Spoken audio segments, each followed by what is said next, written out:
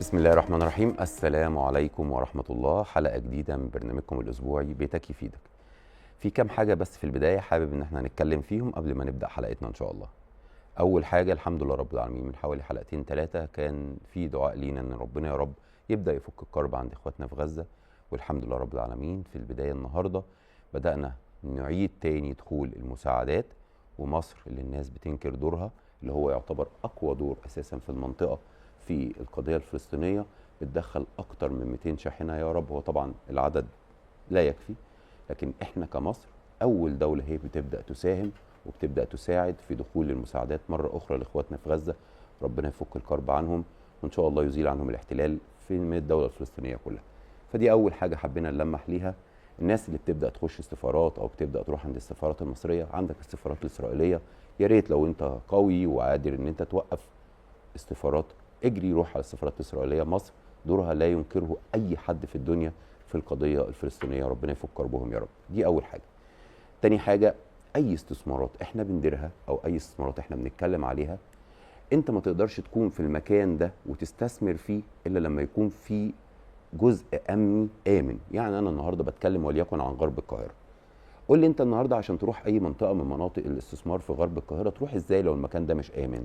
لو المكان ده القوات المسلحة مش حامياه، ولو المكان ده وزارة الداخلية مش حامياه. فبالمناسبة في حركة تنقلات الفترة ديت في وزارة الداخلية، فبنحيي كل السادة اللي تم تكريمهم وترقيتهم. واحنا عارفين دور وزارة الداخلية، ومحدش برضو يقدر ينكره في تأمين كل مناطق الاستثمار اللي موجودة في مصر كلها. لأن أي منطقة أنت بتشتغل عليها لو ما كانتش آمنة ما تعرفش تشتغل عليها صح، ما تعرفش تستثمر فيها صح، ما تعرفش تجيب مستثمرين من بره مصر تخش المكان ده وتبدأ تشوفه. فتحية لكل رجال الشرطة والقوات المسلحة. دي تاني حاجة كنا هنتكلم فيها النهاردة.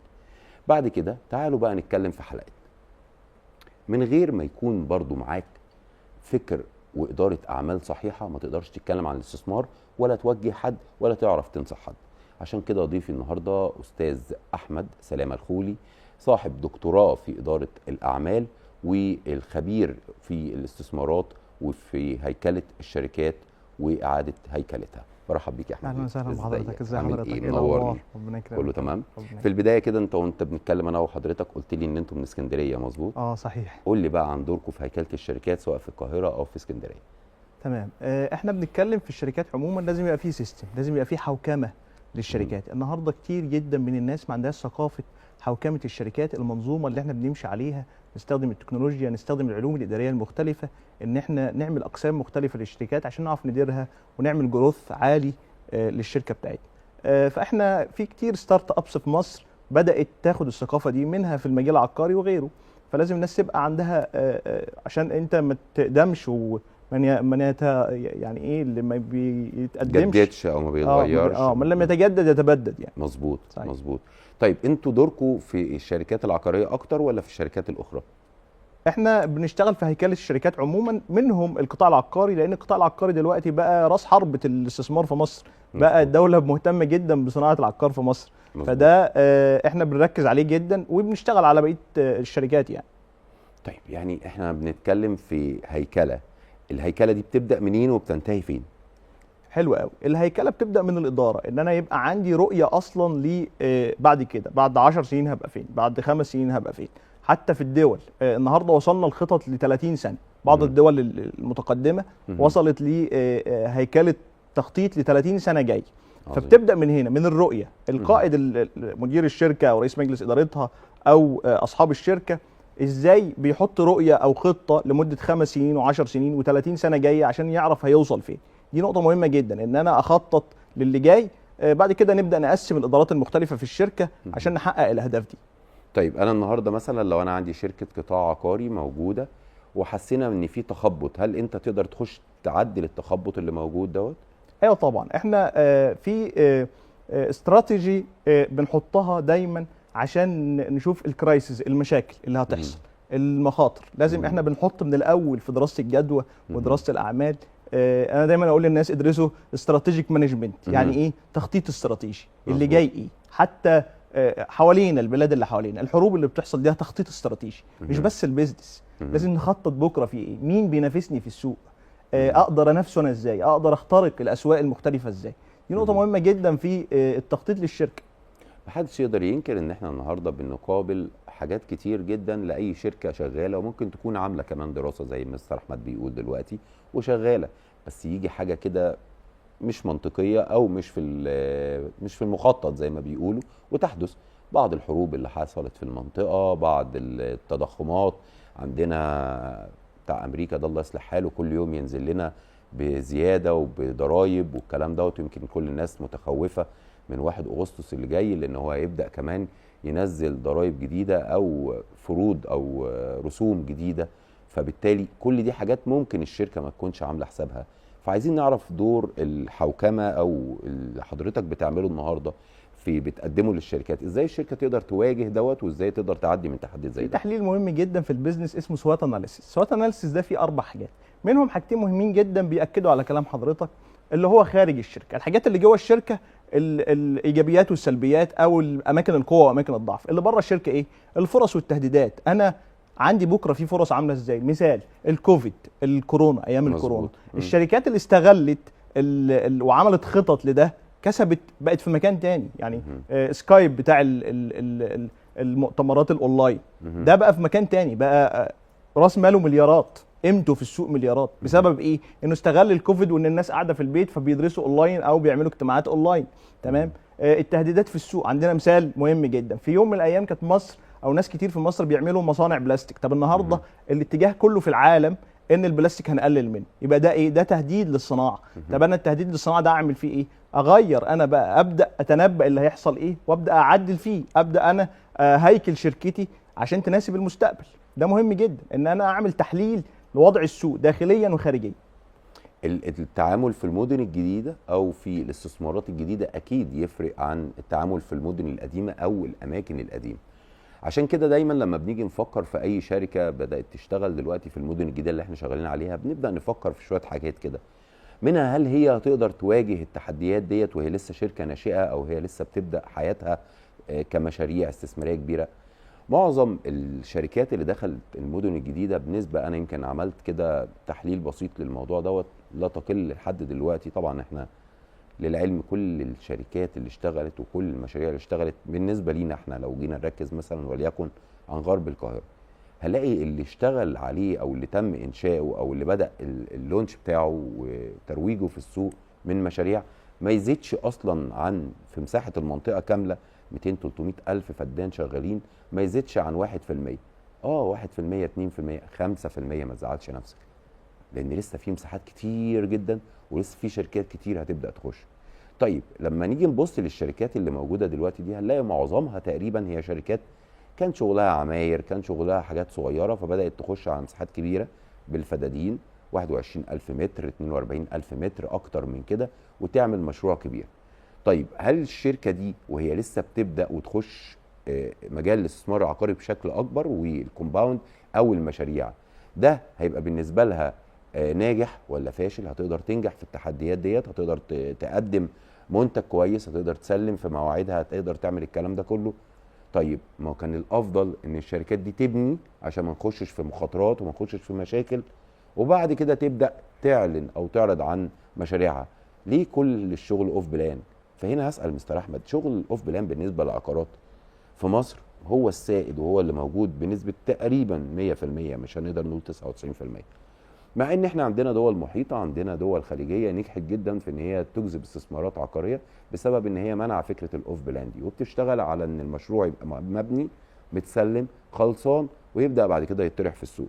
حضرتك كراجل النهارده اقتصادي مثلا، لو جيت تقول لي ايه افضل بالنسبه لك، شغل اوف بلان ولا الشغل المبني واللي واضح واللي موجود؟ كمان زي ما قلت من شويه ومعلش بقاطع حضرتك، النقطه بتاعت ان معظم الشركات دي لسه ما فيش براندنج، يعني لسه ما فيش اسم كبير.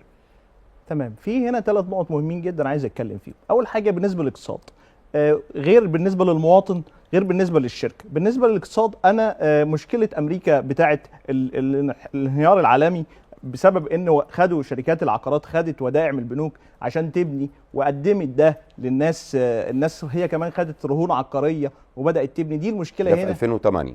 دي المشكله هنا، ان هم بنوا بفلوس البنوك والناس تعثرت فحصل مشكله. انا النهارده ببني اوف بلان لان انا باخد فلوس من العملاء عشان ابني بيه. يبقى ده بالنسبه لايه؟ للاقتصاد الكلي بتاع الدوله. ده بالنسبه للافراد، بالنسبه للناس اللي بتشتري. الناس اللي بتشتري لازم تتاكد الاول جدا من سمعه الشركه، من الملاءه الماليه بتاعه الشركه، من البراند بتاع الشركه. هعرف ازاي يا فندم؟ انا النهارده راجل شغال بره مصر خالص، اتعرض عليا مليون اعلان بينزلوا كل يوم في السوق، جولي مؤتمر مثلا او معرض عقاري في السعوديه او في قطر او في الامارات او في اي دوله تانية، فوالله اللي انا شفته عن الشركه ان هي شركه محترمه. بعض الفيدباك اللي شفته شركه محترمه. انا بقابل ويمكن لازلت بقابل مشاكل كتير جدا جدا بالشكل دوت. ناس بره مصر اشترت وهي ما شافتش موقع، ما شافتش مكان، ما شافتش اي حاجه خالص. فهعرف ازاي؟ هعرف ازاي اللي حضرتك عايزني ادرسه واعرفه ده كله؟ مش كان الاولى والافضل نشتغل مبني على طول وافضل من الاوف بلان؟ عظيم جدا. هل الافضل ان احنا نشتغل مبني؟ قطعا احنا المفروض نشتغل مبني والناس تستلم، بس احنا هنا بنتكلم في نقطه ثانيه. طب انا اعرف منين لو السوق كده مش مبني؟ اعرف منين؟ هنا دور المعلومه، اهم سلعه في قطاع العقارات. هنا دور المستشار العقاري. هو في 3 اطراف في صناعه العقارات: المطور اللي بيبني، والمسوق العقاري او المستشار العقاري، والعميل. المستشار العقاري هنا لما يبقى شخص ثقه عنده معلومه قويه يبدا يوجه حضرتك للاماكن الاستثماريه. حضرتك النهارده دلوقتي ليك باع كبير جدا في مجال العقارات. قلت لنا غرب القاهره في برنامج حضرتك اللي احنا متابعينه طول الوقت، غرب القاهره منطقه فيها فرصه، الديستنيشن دي فيها فرصه كبيره. يبقى ده ايه هنا؟ حضرتك مستشار عقاري وجهتني. تمام. وحضرتك مالكش مصلحه مع المطور، انت مصلحتك مع العميل ان هو يختار صح. تمام. وبعدين في نقطه مهمه جدا، احنا كمان رقعه الاستثمارات العقاريه اللي الدوله وجهت ليها كبيره جدا، والمطورين اللي دخلوا كتير جدا، لان احنا يا جماعه عايشين على 5% من مساحه البلد، فلازم نروح للمناطق الجديده. المناطق الجديده اكثر تطورا، البنيه التحتيه فيها افضل، كل شيء فيها افضل. النهارده اكتوبر مثلا او الحزام الاخضر او كده، او غرب القاهره عموما، بقى فيها النهارده مجهودات كبيره جدا من الدوله في البنيه التحتيه والطرق والمباني. فالاستثمار هنا مبهر، فلازم نختاره صح. نختاره صح ازاي؟ مع مستشار عقاري. والله احنا كمستشارين عقاريين احنا اكتر ناس بنعاني فعلا. اللي قاله مستر احمد دوت هو اللي بيحصل. والله يا باشمهندس، اصل انت قلت لنا غرب القاهره. طيب وانا بقول لحضرتك ومن سنين، من قبل ما اي حد يسمع تقريبا عن الاستثمارات اللي موجوده في غرب القاهره، انا قلت المكان ده واعد واستثمار ناجح. تعال نتكلم كده بشكل عملي. الاستثمار يا جماعه طويل الاجل وقصير الاجل. قصير الاجل يبقى حضرتك عايز تعمل ريسيل او تبيع بسرعه، او الحاجه اللي انت بتعملها ديت تكسبك في اسرع وقت، في سنه، في سنتين، 3. وده تقريبا بقوله لك كده مش موجود في غرب القاهره بنسبه 100%، ولا مش موجود في العقارات، هو موجود في حاجات تانية خالص. بس احنا بنكسبك في السنه والسنتين. في مصر انت بتكسب في الشهر. بس في فرق ما بين السكن وما بين الاستثمار. انت لو بتفكر تشتري النهارده عشان عايز تسكن، يبقى ما تجيش تكلمني بعد سنه تقول لي انا ما سكنتش ليه. مش انت قلت لي يا باشمهندس تعالى غرب القاهره؟ لا يا فندم، احنا معانا اماكن هنفضل نشتغل عليها في غرب القاهره بسم الله ما شاء الله كده، معاك من 25 سنه وطالع كمان، معانا سنين. احنا بنتكلم في خطه دوله لسه زي ما كنا بنقول، فدي استراتيجي شغاله لحد 2050. ما ينفعش حضرتك واحنا لسه بنقول بسم الله الرحمن الرحيم تيجي تقول لي طب اصل منطقه س او صاد، ليه حضرتك بتقول لي 10 سنين وليه بتقول لي 15 سنه؟ الطبيعي ان انا اكون صريح معاك. انا راجل ماليش مصلحه اصلا ولا مع العميل ولا مع المطور، انا مصلحتي مع بلدي. مصلحتي ان المكان اللي انا بتكلم عنه يكبر، المكان اللي بتكلم عنه يبقى بيجذب استثمارات. لكن لو انت عايز تسكن لازم تبقى عندك وعي بان كل منطقه في قواعد معينه بتسرع السكن فيها، وفي قواعد معينه بتاجل السكن فيها. باشمهندس احمد، النهارده برضو فكره التضخم والفايده والكلام ده، انت بتشوف ده تاثيره ايه على المجال العقاري؟ عظيم جدا. اول حاجه بس اكد على كلام حضرتك، فكره انتهاء المضاربه العقاريه، ان انا اشتري حاجه وبيعها بعد شهر، ده كان بيدمر السوق. دي كانت عشوائيه في السوق، والدوله بدات تنظمها شويه، ان انا ما ينفعش ادخل وبعد شهرين ابيع. لا، ده انت داخل استثمار عارف ان انت بعد 3 سنين تبدا تكسب او تبدا تسكن بعد 5 سنين، فما فيش مضاربه العقاريه. بالنسبه للتضخم والفايده، النهارده البنك المركزي المصري نزل عمل اجتماعين في 2025، نزل 2% 1%، والاجتماع الثالث ثبت والفايده نزلت 3% او 3.25%. ده معناه ايه؟ معناه ان لما ننزل الفايده الناس فلوسها تطلع منين؟ من البنك، لان اصلا هي الفايده معموله ليه؟ عشان اجمع الفلوس اللي في ايد الناس عشان اقلل مظبوط. التضخم. مهم. تمام؟ لان كل ما زادت الفلوس في ايد الناس، كل ما السلع سعرها زاد، كل ما زاد التضخم. مهم. فالفايده لما تقل الفلوس تطلع من البنك، الفلوس تطلع من البنك تروح فين؟ فالمصريين عموما بيطلعوا فلوس بيودوها فين؟ معظمها في العقارات. بتروح العقارات. ليه؟ لان مهم. دايما يقول لك العقار هو الابن البار. مم. تمام؟ فلما الفلوس تروح العقارات، ده اسمه ايه؟ ده اسمه زياده طلب. مهم. تمام؟ زياده الطلب ده ممكن ينعش القطاع العقاري. ينعشه ازاي؟ يخليك اشتريت تقدر تكسب، يخلي الشركه تبدا تبني مشاريع جديده. وده اللي احنا بنشوفه النهارده. كل الشركات الكبيره في مصر عندها مشاريع كتير جدا حتى خارج مصر. ده بسبب ايه؟ بسبب العميل المصري اللي هو بيشتري. النهارده تحويلات المصريين في الخارج 33 مليار دولار السنه دي، اول 9 شهور من 2024 و2025 السنه الماليه دي. ده معناه ايه؟ معناه ان الفلوس دي دخلت البلد بتخش في القطاع العقاري. هتروح فين؟ فلوس المصريين في الخارج لو ما دخلتش البنك هتدخل فين؟ هتدخل القطاع العقاري. ده ينعش القطاع العقاري ويخلي المطورين العقاريين يشتغلوا في مصر وبره مصر، ويخلي المستثمرين الاجانب يدخلوا الدوله. وده بنشوفه طول الوقت. النهارده الامارات في راس الحكمه، المثلث مشروع مبهر. عندنا في سيدي حنيش، عندنا قطر خدت في عالم الروم. ده كلها استثمارات. الكويت بتفكر انها تدخل في الاستثمارات في مصر. ده كله ايه؟ ده كله جذب عمله صعبه للبلد بسبب ان قطاع العقارات منتعش في مصر. مهم. دي الفكره. برضو اللي احنا بنقوله ده جميل جدا وكلام حلو وكل حاجة. فين بقى دور مساعدة المطور لمصر؟ يعني انا دلوقتي خلاص كدولة انا بساعدك، انت مثلا احد ابنائي او انت مستثمر جاي من بره مصر وجاي عايز تشتغل، فانا النهاردة بساعدك. مساعدة المطور او المستثمر ده لدولة زي مصر انت شايفها ممكن تيجي من انهي نوع؟ يعني انا النهاردة لسه كنت بتكلم امبارح في التلفزيون المصري بقول انا بنادي بان يبقى في قوانين تلزم المطورين بان هم يبداوا يساعدوا الدولة علشان زيادة الاسعار والكلام ده كله، وفي توفير وحدات لمحدود الدخل ومتوسط الدخل. مش هنكذب على بعض، تقريبا كل مشاريعنا وكل المناطق اللي بنتكلم عليها بنسبة 80-90% هي كلها استثمارات عادية لكل الناس من القواعد الشعب اللي فوق المتوسط، لأن أسعار الوحدات فيها لا تقل بأي شكل من الأشكال عن 2 مليون جنيه للوحدة اللي هي الشقة الصغيرة. طبعا الكلام ده طالع معانا دلوقتي بقى فيه 25 وفي 50 مليون وفي 100 مليون وفي أكتر من كده. في قاعدة كبيرة في الشعب أنا بجد مشفق عليها وحاسس إن هي يعني حاطة في رقبتي حاجة كده كبيرة وعايز أتكلم كل وقت عليها، وهي قاعدة الشعب اللي أدنى من المتوسط. الناس دي انا بحس ان هم محتاجين ان احنا نقف معاهم شويه. عشان كده امبارح كانوا مستضيفيني في مكالمه هاتفيه في احد البرامج في قناه النيل الاخبار كخبير تنميه عمرانيه، وقلت لازم، وبنادي تاني في برنامجي وبقول يا ريت طبعا بعد مناقشه ده وان احنا نتاكد ان هو يفيد الدوله المصريه، ان نرجع لحاجه كانت بتتعمل زمان، وهي ان المطورين يبداوا يساهموا في توفير وحدات باسعار منخفضه للناس الادنى من المتوسط. النهارده احنا عارفين ان شقه ب2 3 مليون كده، انت بتقول لي كحد شاب لسه بيبدا حياته على الله، الله يكون في عونه بقى يعني. فلو الناس دي بدات تفكر في ان المساحات الكبيره اللي موجوده في مصر النهارده، سواء خدوا كمشاركات مع الدوله على المساحات ديت وتم تخصيص جزء في كل منطقه هم بيحصلوا عليها ان هو يبقى الاسكان الادنى المتوسط، او بدانا نخصص مناطق بعينها على اساس ان احنا ما نبقاش المتميز والفاخر جنب الادنى من المتوسط، فانت بدات تروح لمناطق بعينها وتخلي المطورين يخشوا مثلا وليكن على منطقه فيها 1000 فدان.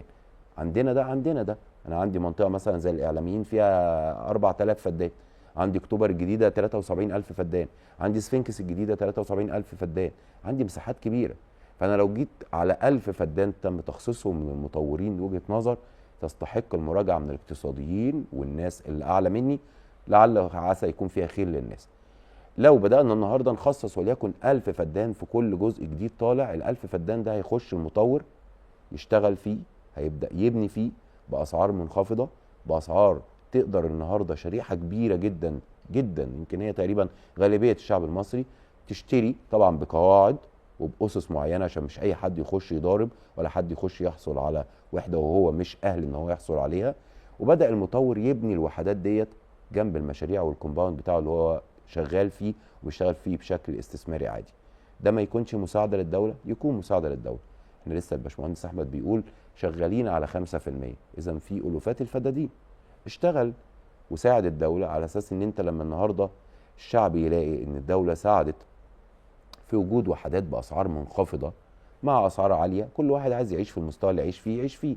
انا عايز اعيش في فاخر اعيش فاخر، عايز اعيش في متميز اعيش في متميز، عايز يا دوب الحق اتجوز وابقى موجود في شقه للناس اللي زي ما قلنا هي الشريحه الاكبر من الشعب المصري، هلاقي برضو شقه. صدقوني ده هيفرق كتير. السكن هو من ضمن اساسيات الحياه، فلو وفرنا السكن هيقل الضغط على الدوله. الضغط اللي محطوط في اعمل ووفر واعمل ووفر، ما هو احنا بنعمل. تعالى بقى انت كمطور حط ايدك في ايد الدوله، وزي انا بوفر لك تكسب مليارات وتطلع تشتغل بره مصر وتنجح. تعالى حط ايدك في ايد الدوله، ويا رب قانون زي دوت مع مجلس الشيوخ الجديد اللي باذن الله خلاص احنا على انتخابات في 5/8 اللي جاي، يبدا حد يفكر في الناس ويعمل حاجه زي كده. لو بدا كل حد يساهم وكل واحد يساعد، اكيد الموضوع هيفرق في الدوره الجايه. واحنا ممكن جايين بنتكلم لو لينا عمر بعد 4 سنين او 5 سنين بنقول ان القانون ده لما اتنفذ ريح كسب. خد بالك انا ما بتكلمش يا احمد بيه في الموضوع ده كمكسب للناس اللي هتحصل على الشقه ومكسب للدوله والمطور بس. هو في فكره في الموضوع ده ويناسب الطبقه الفقيره جدا، هو الايجار اللي بينتهي بالتملك. يعني ايه؟ يعني انا هبني لك وحده كمطور وهاجرها لك شهريا، بس انت بعد 20 سنه دي بقت بتاعتك. فاصبح ان هو بيدفع ايجار قليل مش كبير، وفي نفس الوقت الوحده بقت بتاعته.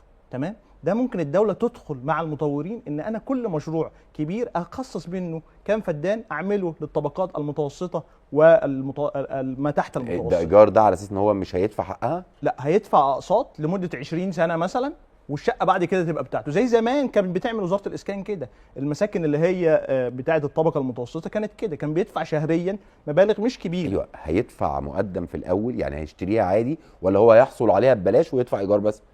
هيسكن فيها بدون مقدم او مقدم قليل، ويدفع كل شهر مبلغ من المال يناسب ظروفه الاقتصاديه. وده اللي الدوله بدات تعمله مع قانون الايجار القديم. قال لك ان احنا هنوفر وحدات. طب احنا هنوفر وحدات عامله ازاي؟ حتى الرئيس قال كده، قال لك ان احنا هنعمل وحدات بايجار منخفض. وحتى قال كمان، ودي كانت مبادره حلوه جدا هتتنفذ يعني ان شاء الله، ان احنا هنجهز وحدات للعرسان الجدد نأجرها لهم بمبالغ قليله. لان الطبقه الفقيره ساعات ما تقدرش تدفع مقدم. الناس في طروحات الاسكان مثلا، وهي طروحات محترمه جدا، كان المقدم ال 100,000 وال 55,000، في ناس ما كانتش تقدر تدفع ده. لو احنا عملنا فكره ان انا زودنا مدد السداد مع مبالغ شهريه، ده هيفرق كتير جدا مع الناس. كمان في نقطه مهمه جدا، المدن نفسها ما ينفعش تمشي من طبقه واحده. مدينه العالمين مثلا، وهي مدينه جيل رابع، فيها طبقات مختلفه من المباني بتستهدف افراد مختلفين. يعني في سكن فاخر قوي، في سكن متميز، في سكن متوسط داخل المدينه الواحده. فاصبح المدينه عباره عن طبقات. طبقات ازاي؟ طبقات بنائيه مش طبقات بشريه. يعني في الاول احنا عندنا الابراج الشاطئيه اللي على البحر، بعديها في فيلل، بعديها في وهكذا. فاصبح ده مجتمع عمراني متكامل في كل افراد البشر والوطن متناغمين مع بعض. دي نقطه مهمه جدا، لان ما ينفعش فكره ان انا الانعزال التام عن بقيه الشعب. لا، الناس كلها بتتناغم مع بعضها. فدي فكره مهمه جدا اللي حضرتك طرحتها، ان المطورين حتى لو ده يبقى جزء من ضرائب المطورين. ان حضرتك بتدفع ضرائب، طب ما تبني لي، ادفع برضه ضرائب بس ابني لي حاجه في المدينه بتاعتك او في المجتمع العمراني اللي انت عامله للطبقه المتوسطه والفقيره. اكيد ده هيفرق كتير. استاذ احمد سلامه الخولي، صاحب دكتوراه في اداره الاعمال والتسويق وخبير في هيكله الشركات والاستثمار، نورتني النهارده. ربنا يبارك في حضرتك، سعيد جدا بحضرتك. شرفتني يا احمد بيه. طيب احنا هنفضل نناقش كل خير عقاري بيحدث في البلد، وهنفضل دايما بنحاول نفكر بره الصندوق عشان نساعد المنظومه كامله. المنظومه العقاريه منظومه واسعه، منظومه كبيره تستحق التركيز، لان هي ممكن نقول هي فعلا اللي هتزق القاطره المصريه لمكان تاني في الفتره اللي جايه. بعيد ان احنا لسه ما اشتغلناش على حاجه، لسه عندنا مساحات واسعه كبيره جدا جدا جدا. بنتكلم في دول كبيره بدات تخش عندنا زي الامارات، زي قطر، الكويت بتدرس. لا، احنا لسه عندنا ما يسمح ان تجيلنا استثمارات من كل حته في العالم. ورد سريع على الناس اللي تيجي تقول اصل انت بعت يا باشا. انا النهارده عندي مصر شغاله في الامارات، يعني على كده بقى الاماراتيين يعملوا ثوره ويقولوا ايه اللي جاب عندنا المطور الفلاني او العلاني المصري يشتغل عندنا. باشا الاستثمار العقاري ما يعرفش بلد. انا قابلت مستثمرين شغالين في امريكا وبيبنوا في امريكا وعندهم مشاريع في امريكا. يعني انت النهارده بتتكلم ان كل مكان انت تقدر تجيب فيه مستثمر يشتغل عندك. فاكيد بس هي الناس اللي ممكن يكونش عندها وعي او فكر بالنقطه دي، عشان كده بيتكلموا في النقطه دي. فاحنا لسه عندنا مساحات واسعه كبيره، تقدر تسمح بان يجي لنا مستثمرين من كل حته في العالم، يوفر عمله صعبه، وفي نفس الوقت المستثمر المصري يزود مشاريعه، بس يا رب في نفس الوقت يبدا يحط ايده في ايد الدوله زي ما قلنا ولمحنا النهارده، ويا رب ان شاء الله دايما يكون الخير في اللي جاي. اتشرفت وكنت النهارده معاكم في حلقه جميله جدا، واتكلمنا في حاجات ناس كتير كانت بتسالنا عليها، ودايما باذن الله هنكون معاكم في كل جديد. بشكركم، السلام عليكم ورحمه الله.